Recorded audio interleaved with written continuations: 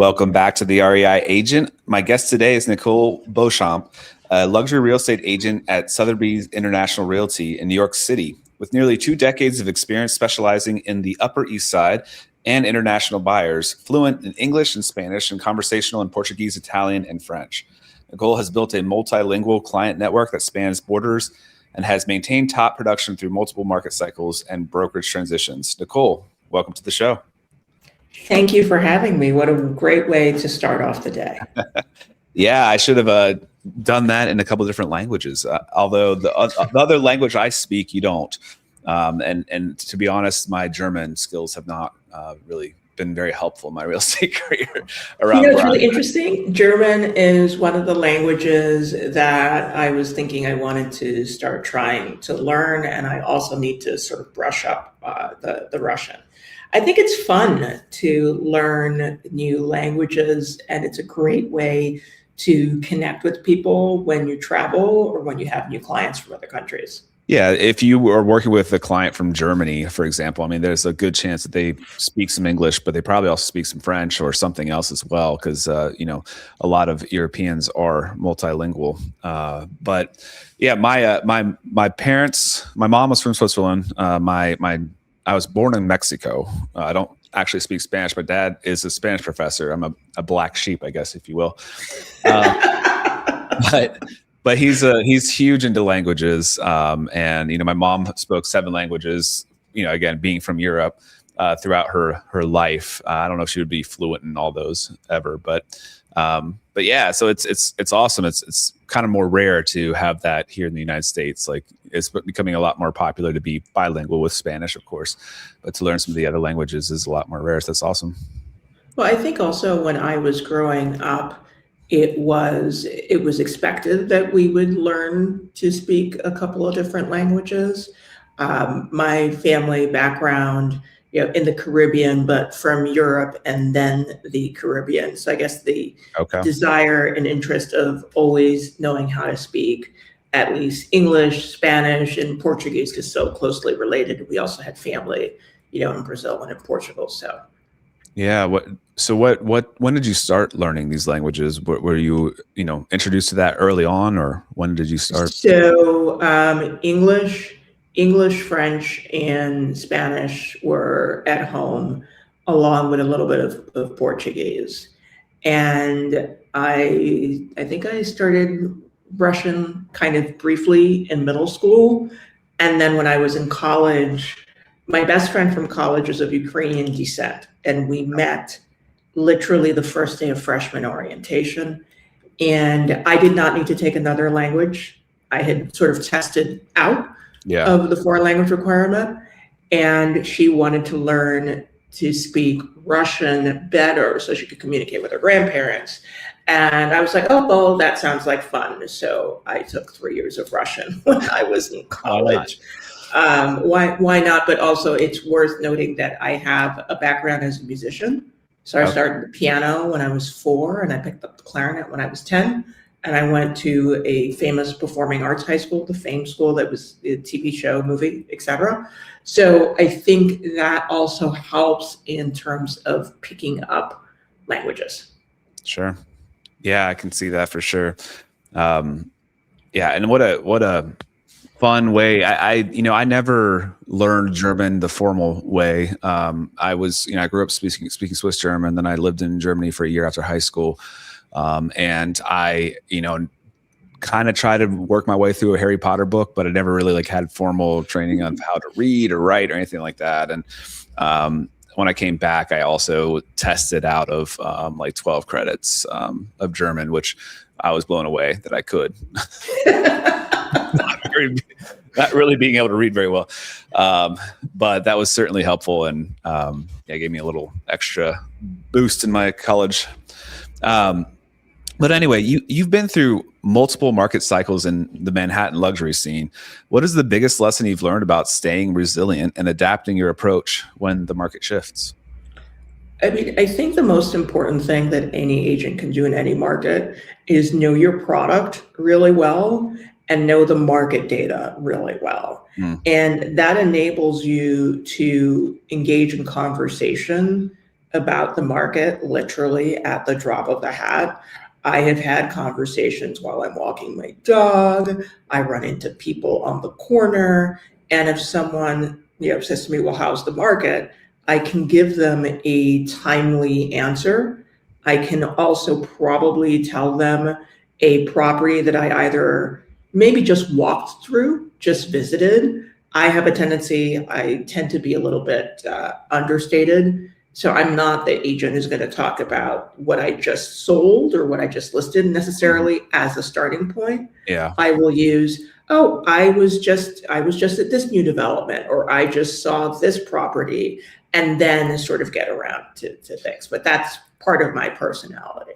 Well, and I think we should always be reminded about what people actually care about. Like why are like with our social media, with how we interact with our clients, they probably don't really care about what you just sold.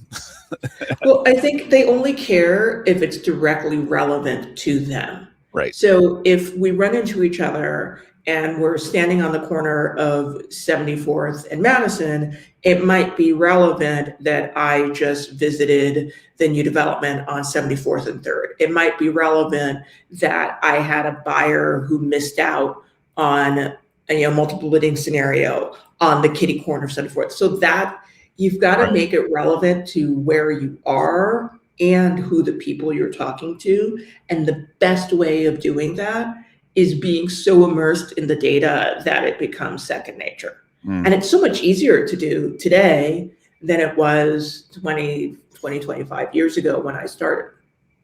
Yeah. Speaking of, what got you into this wild world of real estate? You were into music and languages. I was into music. I was into languages. I kind of wanted to be a philosophy major. And my parents encouraged me to do what I wanted to do that would make me happy, but they also wanted an underlying element of practicality. And again, sort of into languages, good at math. So I mixed philosophy with economics and computer science. And so my first career was actually in tech and finance, and my graduate studies are in statistics. So I took the math thing a little bit far. And I had a friend who was a real estate agent, and I was consistently sending people to her because if I was in an office and I was probably the native New Yorker of the bunch, Nikki, where should I live? What should I do? So I would naturally answer the questions. And I would say, well, my friend so-and-so is an agent. And I was doing that enough that she suggested I get my license so I could be paid a referral fee. I resisted that for quite a bit of time. I'm like, no, I don't want to do that. That's too much work. Like it's okay. It's not worth it. Then, she very forcefully one year said, look, you are actually generating significant opportunities for me. And right now, the best I could do is like take you for a cup of coffee. Whereas this is another potential revenue stream. And I'm like, okay. So I took the time. Yeah, I think she also understood that I think it's also gratitude, right? If someone is generating enough, and then if there is a little bit of something in it for me, even though she knew me very well, she's sadly no longer with us. She knew me very well, and she knew that my core was always about the relationship. I wanted to make sure that any introduction that I made, and this is how I live my life, any introduction that I make has to be the right match. Oh, so I'm not going to make an introduction just because it benefits me. So I got my license, and then I sold my consulting practice and thought, maybe I'll try starting this as a business and see how it goes. I did not intend necessarily on still doing this long term, but it turned out to be something that I have really enjoyed. I have enjoyed working with my clients. I really enjoy the relationships that I've built with my colleagues. And the relationship is still at the center of everything for me. And that's how I've been able to maintain my business.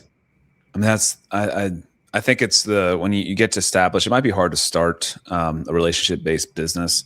But I think that is a desired place to be, is where you are speaking to warm referrals or past clients, that kind of thing.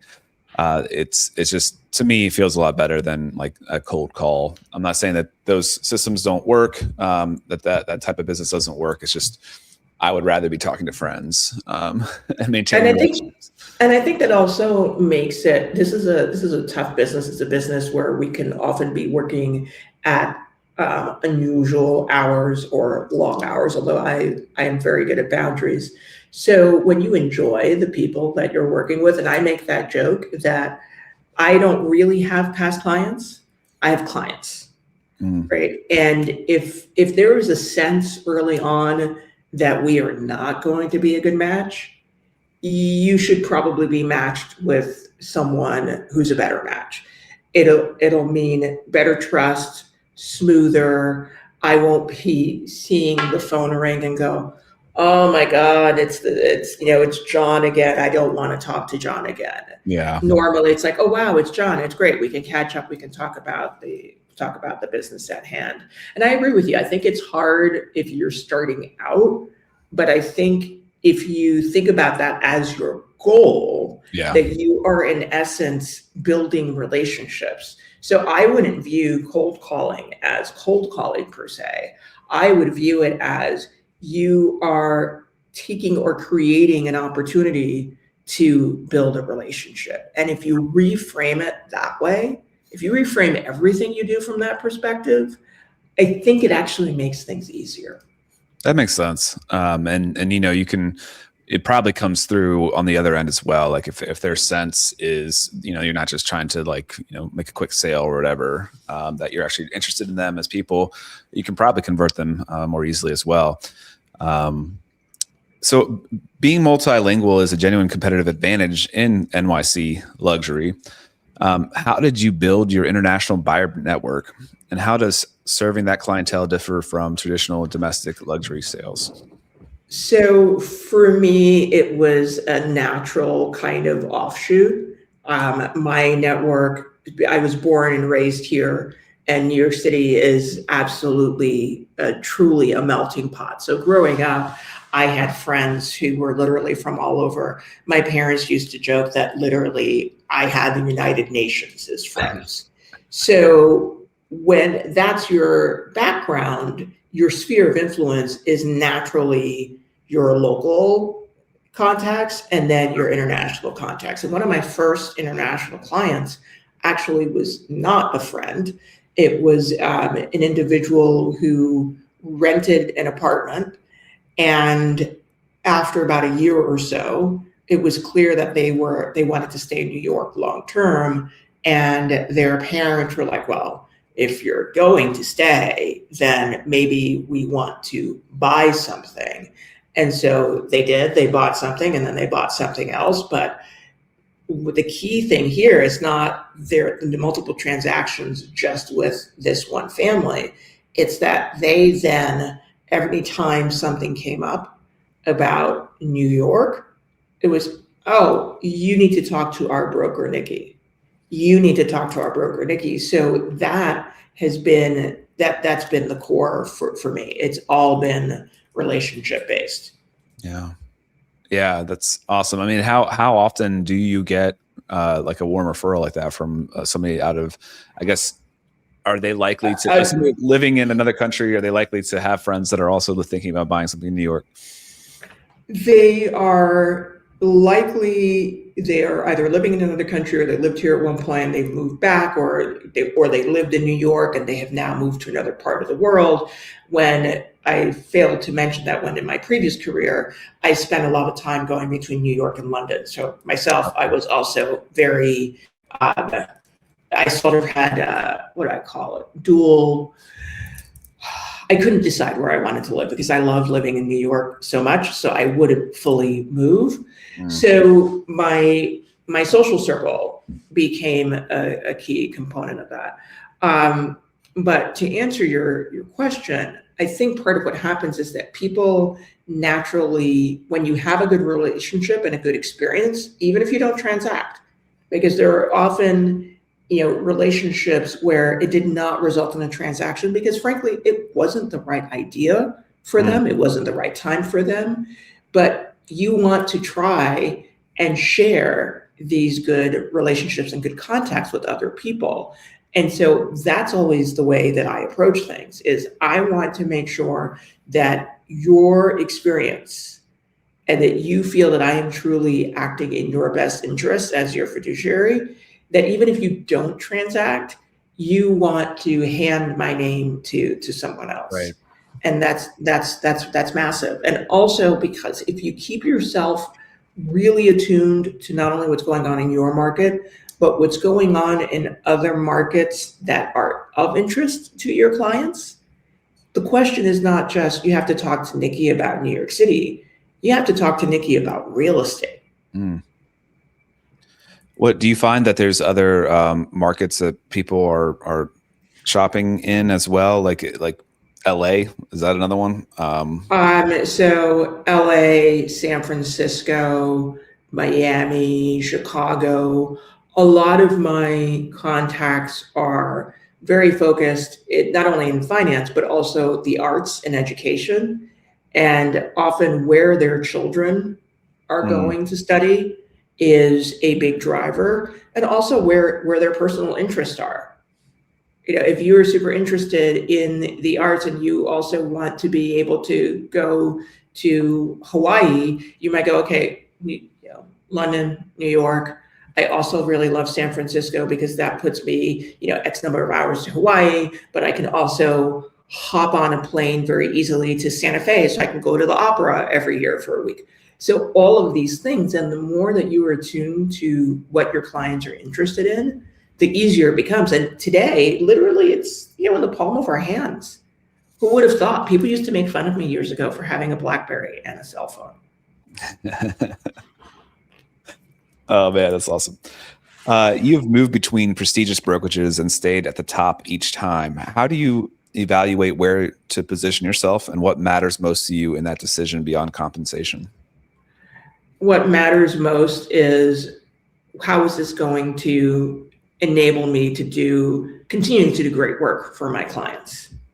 And, in my most recent move, to me, it was kind of clear that this was the most logical place for me to be. And in breaking the news to clients that I was making a move, not a single person was upset or shocked. They were like, well, of course you would go there. This is amazing. Like, this is going to be great. And that was really reassuring to me that I made the right decision. That's great. So yeah, walk me through your career a little bit.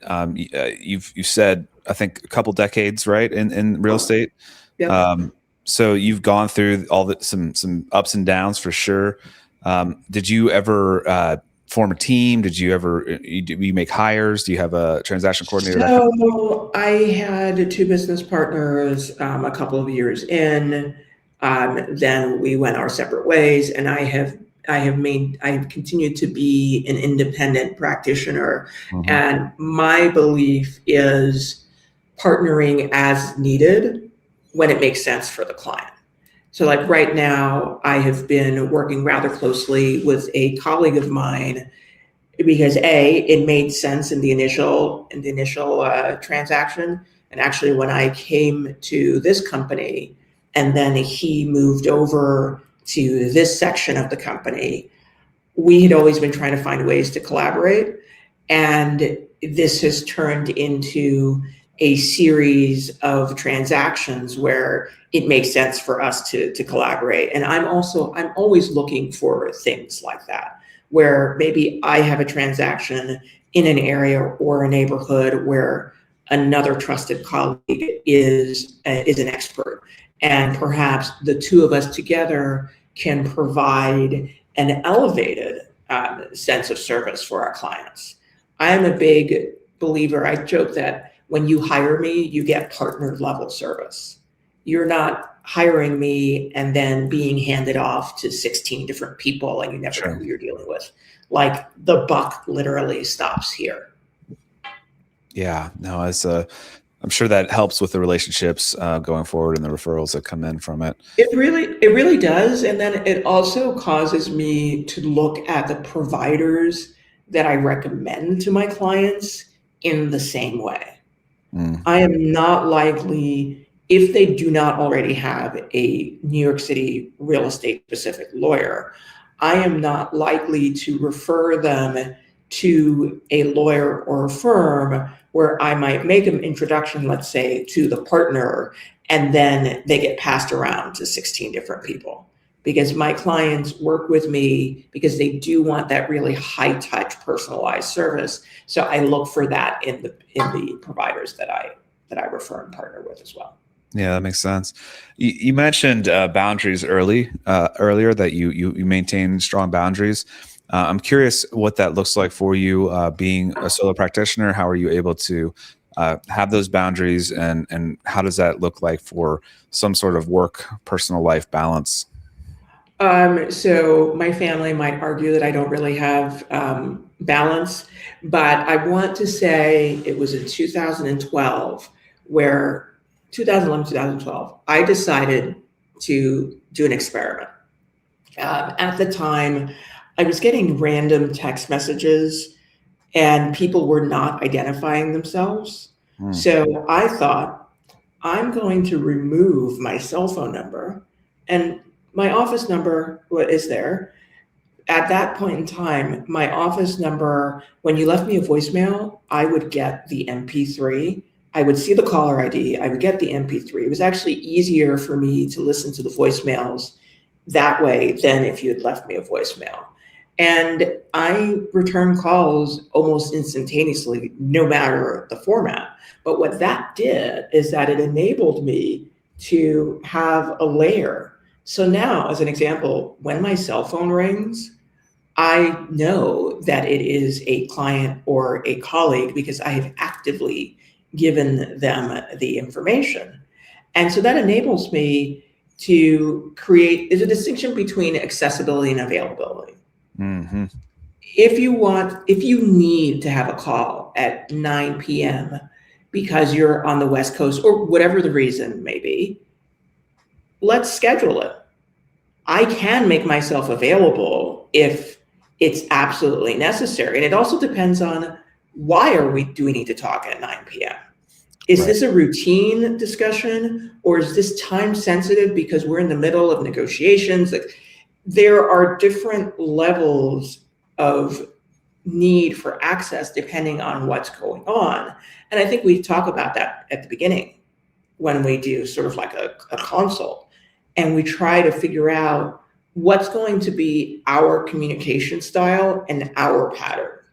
And I take notes, and so I make notes of that in sort of the entry for each person. Like, okay, if this person prefers text messages, or they can only speak to me during these times of day because, you know, they're a doctor, they're a nurse, and I can be flexible, but I don't automatically have to be available by default. And that's a really key thing, because if you think about it, when you're working across time zones,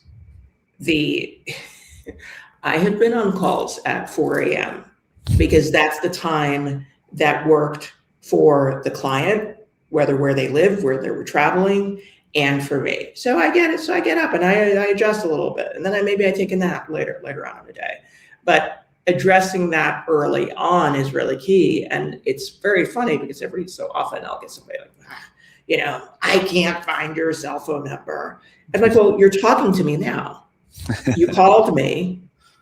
Maybe you left a message, maybe you didn't. I called you back and said, hi, you know, it's Nikki Beauchamp from Sotheby's International Realty. You know, I just missed your call. You know, how can I help you? Or if I'm in the middle of something, I like to focus on who I'm with and what I'm doing. But if I need to quickly shoot off an email or shoot off a text and say, hey, you know, I can't talk right now, but can we talk in an hour? It seems to work okay for me. And you know what? If you need constant, unlimited access in that way, I might not be the right person for you. Yeah. And that's okay. No, 100%.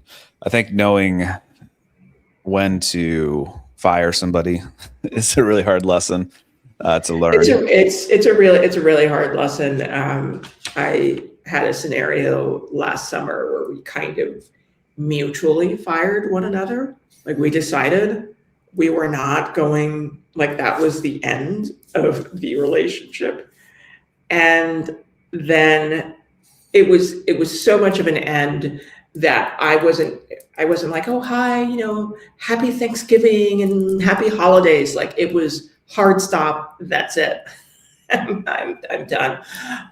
We're done. And they pop back in and say, hey, would you be interested in pitching for this? Would you be interested in pitching for that? You've always done great work for us.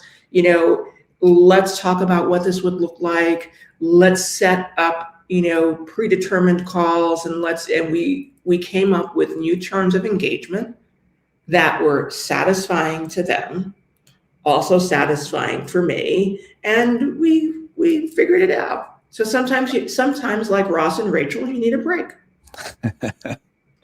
Sure. My wife would love that reference. It's not often that I have a relevant pop culture reference that I can actually remember, because knowing me, I would have remembered this like long after we recorded. So I'm very proud of myself for that. Nice. What other ways are you able to make sure your mind is bright? Like, what do you need to do personally to kind of keep yourself centered, balanced, whatever you want to call it? I don't know if balance is really a thing you can do. I think balance, integration. This is a very challenging business, and I so often work with people that I know well or get to know well that the boundaries are almost non-existent. So I love walking. I can get lost in thought just walking for hours, and thankfully I live in New York City, so it's something I can do very easily. I love Central Park. It is one of my favorite places to be. I love walking in Central Park with my dog. My dog is probably my favorite living being. Working out, spin, Pilates, just anything really where I'm able to disconnect. Like I recognized maybe about 6 or 7 years ago, I got super obsessed with spinning. Like I was spinning every day at the gym, probably going to 2 or 3 SoulCycle classes a week. Then I got a Peloton. And what I recognized why I like spinning and why I like Pilates and things like that, I can't be on my phone.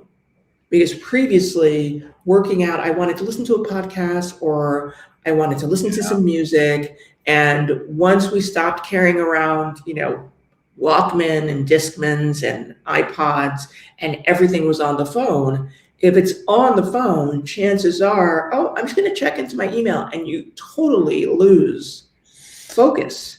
I never thought about that. Right? So things where I literally cannot be on the phone. The phone is in a different part of, it's locked in the locker. And so now when I go to the gym, my gym has done this thing where there's an app where some of the classes I can do, like running classes and walking classes and spin classes using the app on the phone. And I kind of hate that. Because the last thing I want is to actually be on the phone. Yeah. So if I'm going to the gym and I just want to be on the elliptical, I will still leave my phone in the locker. And that's actually been a good thing. Maybe the second thing I like most about having the Apple Watch. Yeah. Yeah. No, I've been a big fan of classes for exercise. I did like an Orange Theory kind of thing for a while before COVID, and then decided I wanted to try something a little with heavier weights and tried CrossFit after, and got completely addicted to it. And I always thought, there's like a huge benefits to having a coach, A, and B, having a tribe, having the people that you kind of show up with all the time. Absolutely. Accountability. I know that I'm going to work a lot harder when I go into that kind of environment, but I actually never thought about how I'm also like totally disengaged from my phone and that kind of environment. And that's definitely plays a factor as well. Absolutely. And then this last summer, I decided to try boxing. Oh, fun. And oh my God, do I love. There's something really, I think there's something really primal about it as well. You know, like if I'm having a bad day, Yeah, that's a really, really good way of, getting the aggression and releasing stress. and I hear it's like one of the hardest like workouts. Like you wouldn't think about it being like so demanding, but I hear it's just absolutely like and I think the challenge for me is that I've always had some knee and hip problems, so I have to do lots of modifications. But I have loved it. In fact, I had been keeping a spare pair of gloves in my office. I'd been keeping a spare pair of gloves and like a spare kit and sneakers, because I think twice a week there is a class at one of the locations at my gym that is walking distance from the office. So I'm like, okay, well, if I keep a kit at the office, I can run and do that in the shower and come back. So yeah. That's awesome. Nikki, you've already given us some good gold nuggets, but what gold nuggets do you have for us today? I think keeping the relationship at the center becomes really transformative in the way that you communicate with people, in the way that you market. And I think in a world where there's so much technology and there's so much talk about AI and everybody's trying to automate a million different things, if you lean in and you're even more personal and intentional, I think that's really going to set you apart. Yeah, no, I agree. I think there's a need for genuine connection, content in general. So yeah, I would agree with that. Yeah, sure. And don't get me wrong, like I have been integrating AI into a lot of my workflows. So it is making me more efficient, which means I can spend more time, walking with my dog. It also means that when I get a call and I'm on a call about let's say a listing, and this actually just happened a couple of weeks ago. Someone called about one of my listings that was gone. I called them back because I was on a call when they called. And we spent 90 minutes chatting. Throughout the 90 minutes, connecting about why they called in the first place, learning more about their background, learning more about the parent who is moving to be closer to children. And guess what? They have a need to sell a property in order to move this parent in. And they don't already have an agent. So guess who now has built a trusted connection with them? And I will try to matchmake them with an agent that makes sense. Yeah. Oh, that's great. It's fantastic. And I agree completely. I'm actually, haven't really announced this yet, but we're developing a CRM that it is AI heavy, but not in the automation and taking you out of the relationship building framework. It's more about trying to be smart in regards to like, hey, this person's kid, you entered their age or whatever, is coming into preschool. Maybe reach out and see how that transition is going for them. That kind of intelligence. And I think that kind of intelligence is really important. And we sometimes forget that we are a part of, especially on the residential side, we are a part of something that is so innately intimate and personal. Yeah.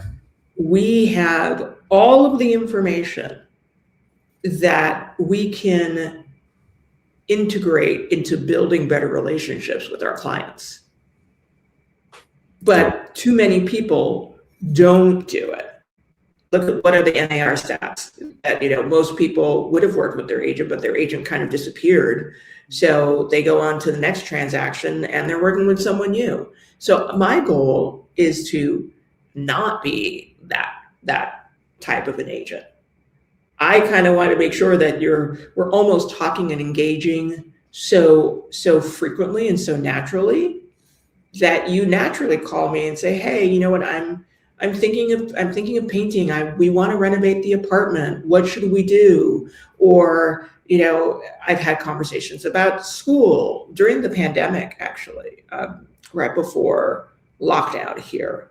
One of my clients said, hey, I need to figure out what to do for story time.